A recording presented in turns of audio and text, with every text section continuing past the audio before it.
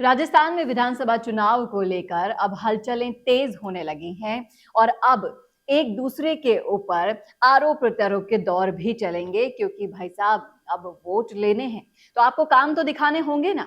और काम आपने किए ही नहीं तो क्या दिखाएंगे? का वो योजनाएं दिखाएंगे जो आप बिल्कुल एंड मोमेंट पर प्रचार करने के लिए उतरे थे, या फिर आपने जो 5 साल में कुर्सी की लड़ाई लड़ी थी, क्या आप उसके ग्राफिक्स दिखाएंगे? किस दम पर मांगेंगे वोट? और यही बोला प्रधानमंत्री नरेंद्र मोदी ने भी।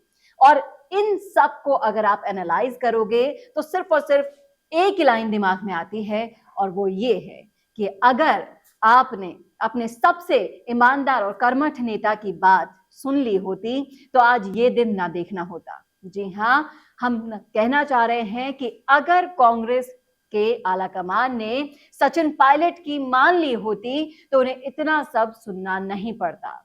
तो करेंगे इसी मुद्दे पर चर्चा इस वीडियो में, और चर्चा करने के लिए मेरे साथ मौजूद हैं हमारे editor in chief Varun Bhansali ji. Sir, आपका बहुत बहुत स्वागत है। मैं आपसे जानना चाहूंगी कि आपने भी देखा होगा कि किस तरह से इस बार करोड़ों रुपए खर्च किए गए अपने एड्स पर। कांग्रेस ने अपने एड्स पर किए, अपने मोबाइल फोन जो उन्होंने जारी किए थे उस पे किए, और भी ना जानी कैसी कैसी योजनाएं एकदम से निकलकर सामने आई थी। आप सिलेंडर में पैसे माफ कर रहे हो, 500-500 रुपए में सिलेंडर दिलवा रहे हो, बिल्कुल एंड मोमेंट पर। आपको नहीं लगा था कि ये अब काम को गिनाने की कोशिश में जो इतना करोड़ों रुपया खर्च किया गया, अगर वो पहले से किया होता तो आज उन्हें ये नहीं सुनने को मिलता जो पीएम मोदी ने उन्हें सुनाया? देखिए, काम को गिनाने से ज्यादा बुरे काम को छुपाने की कोशिश लग रही थी। और प्रधानमंत्री मोदी ने जो आचार संहिता के बाद पहला उनका सबसे बड़ी रैली थी जो उदयपुर मेवाड़ में हुई, वहां पर लगभग 40,000 से ज्यादा लोग थे। वहां पर उन्होंने जो 7 अलग अलग कैटेगरी में अपने भाषण को बांट कर दिया और उसमें जिस तरह से कांग्रेस को घेरा, शायद उनके पास इतना कुछ बोलने को नहीं होता अगर कांग्रेस ने सचिन पायलट की हर बार हर मौजू पे मानी होती तो।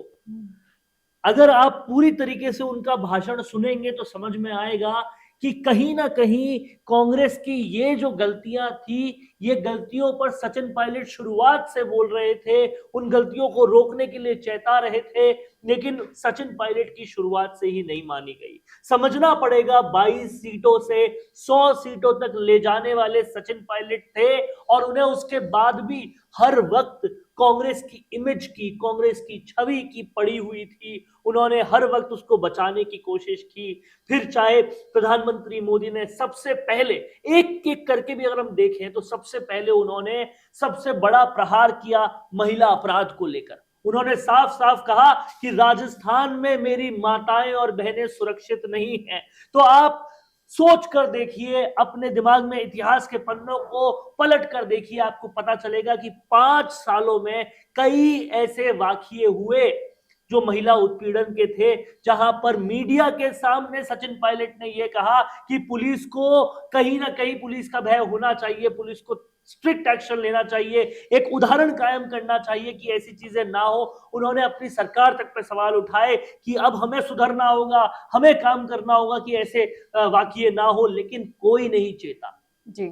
जिसकी वजह से ये सब कुछ हुआ। उन्होंने दलितों का भी मुद्दा उठाया, और दलितों का अगर आप देखेंगे तो उन पर जो अत्याचार पिछले 5 सालों में हुए हैं वो इतने भयानक तरीके से हुए हैं, चाहे से वो दलित महिला हो या फिर दलित पुरुष हो, उन्होंने किसी को भी नहीं छोड़ा। और अब याद कीजिए कि दलितों के ऊपर अत्याचार को लेकर सचिन पायलट मुखर होकर बोले थे कि इसे बंद करना होगा, सरकार को इसे रोकना होगा, लेकिन सरकार के कानों में जू तक नहीं क्योंकि रही। कहीं ना कहीं सचिन पायलट अपनी सरकार की उस कार्यशैली को नोटिस कर रहे थे, जो वो देख पा रहे थे सही तरीके से, क्योंकि जो बंदा आपके लिए घर घर जाकर इतनी मेहनत कर कर वोट लेकर आया, आपकी सरकार को दोबारा से सत्ता में लेकर आया, वो कहीं ना कहीं इस चीज को नहीं देख पा रहा था कि जो मैं वादे करके आया हूं उसके खिलाफ सरकार किस तरह से काम कर रही है। उस भाषण को प्रधानमंत्री मोदी के अगर आप गौर से सुनेंगे तो आपको सबसे बड़े मुद्दों में से एक लगेगा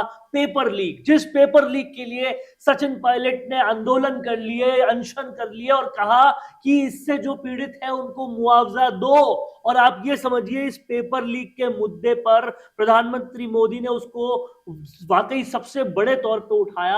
अगर सचिन पायलट की मान ली होती तो शायद ये इतना बड़ा मुद्दा बनता ही नहीं। और सबसे बड़ी बात अगर हम देखें तो पेपर लीक और तमाम सारे बेरोजगारों के साथ जो कुठाराघात किया है, उस आंदोलन में से निकले हुए उपेंद्र यादव को टिकट दे दिया बीजेपी ने और पूरी तरह से पेपर लीक मुद्दे और बेरोजगारी के साथ हुए कुठाराघात के मुद्दे को इनकैश कर लिया। लेकिन अगर कांग्रेस सही मौके पर चेत गई होती तो आज वो इनकैशमेंट नहीं हो पाता। ये कांग्रेस ने खुद कुल्हाड़ी पे पैर मारा है और ये पैर इसलिए मारा गया है कि कांग्रेस की सरकार लाने के पीछे जो सबसे अहम और सबसे बड़ा नेता था, उनकी सुनी नहीं गई। और सुनी केवल इसलिए नहीं गई क्योंकि कहीं ना कहीं लड़ाई केवल कुर्सी की थी। और आप ये भी देखिए, ये कुर्सी की लड़ाई के ऊपर भी प्रधानमंत्री मोदी ने अपने भाषण में बहुत खरा खरा बोला है कि केवल कुर्सी की लड़ाई ही करते रहे। और ये वाकई सच है कि सचिन पायलट की कुर्सी कैसे छीन ली जाए, उनसे पद कैसे छीन लिया जाए, उनका काम कुछ ना हो पाए। टोटल कंसंट्रेशन इस पर देने की वजह से आज बीजेपी समेत प्रधानमंत्री मोदी को बोलने के लिए बहुत कुछ मिल गया। सोचिए, ये सब कुछ होता ही नहीं तो बोलने के लिए कुछ मिलता ही नहीं, भाजपा के पास कुछ टॉपिक ही नहीं होता। लेकिन यहां कांग्रेस के खिलाफ ये सब कुछ खड़ा करने के लिए कांग्रेस खुद जिम्मेदार है। जी बिल्कुल, थाली में उन्होंने मुद्दे परोस परोस के दिए हैं विपक्ष को इस बार तो हमला करने के लिए। ये वाकई में सोचने वाली बात है। और ना सिर्फ पायलट से जुड़े हुए जितने भी लोग थे, जितने भी कार्यकर्ता थे, चाहे से छोटे लेवल तक का कार्यकर्ता हो, उसके भी कामों को रोक दिया गया था। इसीलिए एक कार्यकर्ता लेवल पर भी बहुत ज्यादा रोष व्याप्त है कांग्रेस में। और ये वही कार्यकर्ता होते हैं जो आपके लिए घर घर जाकर वोट मांगते हैं, मेहनत करते हैं असल में आपकी योजनाओं को ले जाने में, आपका बखान करने में। लेकिन इस बार आपने जो कुर्सी की लड़ाई लड़ी है, आपने अपने कार्यकर्ताओं को जो निराश किया है, ये सारे काम जनता ने बखूबी देख लिए हैं। और अब इसका रिवर्ट यानी कि इसका और खामियाजा जितना कहीं ना देखने को मिलेगा। कहीं सचिन पायलट याद आ रहे होंगे कांग्रेसियों को जब प्रधानमंत्री नरेंद्र मोदी भाषण दे रहे थे और उनके भाषण में जहां जहां पर जो जो पॉइंट बोले गए थे, याद आ रहा होगा कांग्रेसी को कि जब जब सचिन पायलट ने आंख दिखाई थी सरकार को, वो कितनी सही और सटीक थी। वो सारे मुद्दे ही खड़े होकर आ गए हैं। प्रधानमंत्री मोदी ने एक बड़े मुद्दे की तरफ जो इशारा किया वो था भयंकर हो रहा भ्रष्टाचार। और उन्होंने बड़े ही कड़ाके से ये कहा, सबको ये कहा कि किसी को बख्शा नहीं जाएगा, किसी के खिलाफ जो है वो कार्रवाई रुकेगी नहीं। चाहे जिसने पेपर लीक किया हो, चाहे वो जितने भी बड़े ओहदे पे बैठा हो, उसके खिलाफ कार्रवाई होगी। और आप समझिएगा, इस कार्रवाई की मांग ही तो सचिन पायलट कर रहे थे। उन्होंने आरपीएससी भंग करने की मांग इसलिए तो की थी, जिस मांग को पूरी तरह से खारिज कर दिया था चीफ मिनिस्टर अशोक गहलोत जी ने। और उन्होंने साफ साफ कहा था कि ये मांग कहीं स्टैंड ही नहीं करती। जबकि आज उसी मांग के ऊपर कहीं ना कहीं भाषण हो रहे हैं और कहा जा रहा है कि भ्रष्टाचार पूरी तरह से व्याप्त है। ट्रांसफरों में भ्रष्टाचार साफ सामने आया था, पेपर लीक में भ्रष्टाचार साफ पता चला था। अब उन्हीं भ्रष्टाचारों पर प्रधानमंत्री मोदी कार्रवाई की। जी बिल्कुल, और ये मुद्दे बिल्कुल भी इतने छोटे से मुद्दे नहीं हैं जो आप दबा लेंगे। ये उन मुद्दों पर बातचीत हो रही है जो देश के युवाओं से जुड़े हैं, देश के उन युवाओं से जो आपकी वजह से बेरोजगार बैठे हैं, पेपर लीक होने की वजह से न जाने कितने सालों की मेहनत को बर्बाद किए हुए अब गुस्साए बैठे हैं। और ये सारा रोष महिलाओं के खिलाफ जो अत्याचार हुए, अपराधों पर जो रिकॉर्ड तोड़ आपकी रजिस्टर भर चुके हैं, इतने अपराध में रिकॉर्ड तोड़ किए हैं राजस्थान में, पुलिस और कानून का नामो निशान मिट गया कांग्रेस की सरकार। और कहीं ना कहीं कांग्रेस की साख दाव पर थी, इसलिए सचिन पायलट लगातार बोल रहे थे पर कोई सुन नहीं रहा था। आप समझिए कांग्रेस की साख किस तरीके से दाव पर थी। वो प्रियंका गांधी जो ताल ठोक के बोल रही थी कि बेटी हूं, लड़ सकती हूं, वो जो ताल ताल ठोक कर पहले वसुंधरा शासन में बार बार राजस्थान आती थी जब भी कोई महिला अपराध होता था, किस मुंह से वो कांग्रेस की कोई भी कैंपेन करेगी और महिला अपराध के बारे में कुछ भी बोलेगी, जब खुद उनके कांग्रेस के शासन वाले राजस्थान में 8 महीने की प्रसूता के साथ गैंग रेप करते हैं एम्बुलेंस कर्मी, सरकारी एम्बुलेंस कर्मी, जब खुद गैंग रेप होता है मुखबदिर के साथ और उससे घटना बना दिया जाता है।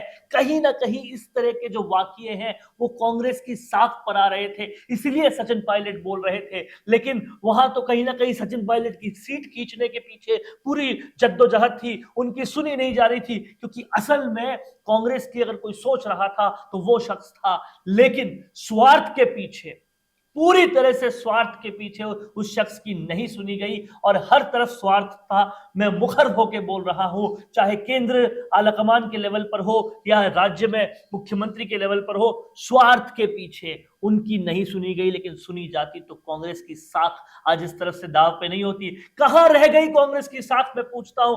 जब कर्नाटक में भ्रष्टाचार के मुद्दे पर उन्होंने बीजेपी की सरकार गिराई, अब वो क्या मुंह दिखाएंगे जब उससे डबल ट्रिपल 4 गुना 10 गुना भ्रष्टाचार राजस्थान में हो रहा है? किस तरह से मुंह दिखाया जाएगा, ये समझने वाली बात है। खुद मुख्यमंत्री गहलोत सारे बिरला सभागार में टीचर्स के सामने कहते हैं कि क्या आपके ट्रांसफरों में पैसे लिए गए, वो सब कैमरों के सामने, मीडिया के सामने हाँ बोलते हैं, फिर भी गोविंद सिंह डोटासरा के ऊपर कोई कार्रवाई नहीं होती।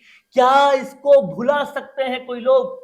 जी बिल्कुल, लेकिन अब तो सिर्फ और सिर्फ कांग्रेस की हालत देखकर मुझे सिर्फ एक ही लाइन याद आ रही है, अब पछताए होत क्या जब चिड़िया चुग गई खेत। और अब बीजेपी नाम की चिड़िया ये दाना लेकर उड़ जाएगी और कांग्रेस के कार्यकर्ता और आला कमान देखते रह जाएंगे।